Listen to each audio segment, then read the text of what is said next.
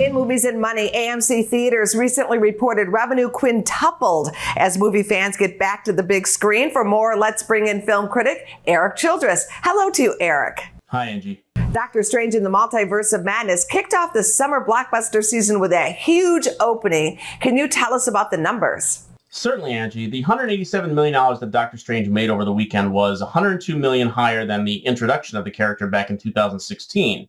Now, since then, Benedict Cumberbatch's Sorcerer has been seen in numerous Avengers films and most recently in Spider-Man No Way Home, the third biggest domestic grosser of all time. Now, this new Doctor Strange film started off none too shabby either and is already over $500 million worldwide. It just missed the top 10 all-time of domestic opening weekends. That $187 million put it in 11th place. And $90 million of that represented the 7th best Thursday to Friday start ever, as well as the 7th best Marvel opening ever and 9th best start ever for Disney.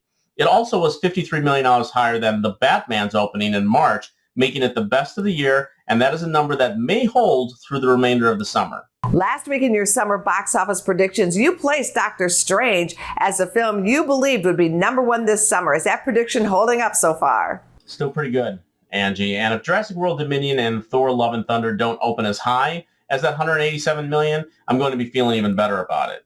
But for now, we are looking at a film that, if history holds, will easily reach $400 million. No film that opened to $174 million or more failed to reach that milestone, with both Captain America Civil War and Iron Man 3 just getting over it with $408 and $409 million.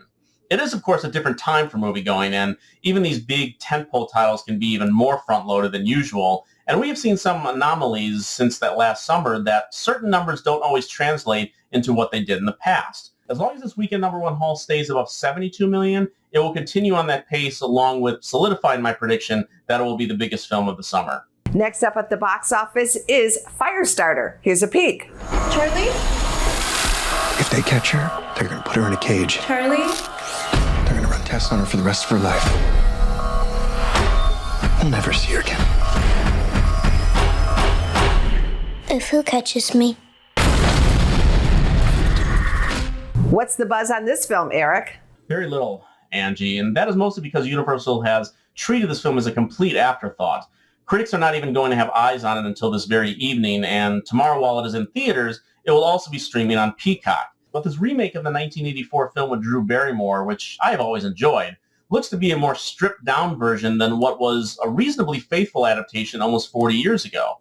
Theaters have been hoping to see more of these potential mid-range films to help fill the gaps between blockbusters, but the fact that this is not feeling like a legitimate bit of counter programming is more on the studio, which has been very muted with making people aware it exists. It may still make enough to reach second place this weekend, but that will be the best piece of advertising this film has received since the project was conceived. Thank you, Erik. We'll see you next week. Thank you, Angie. Go to businessfirstam.com for where to see our show on TV.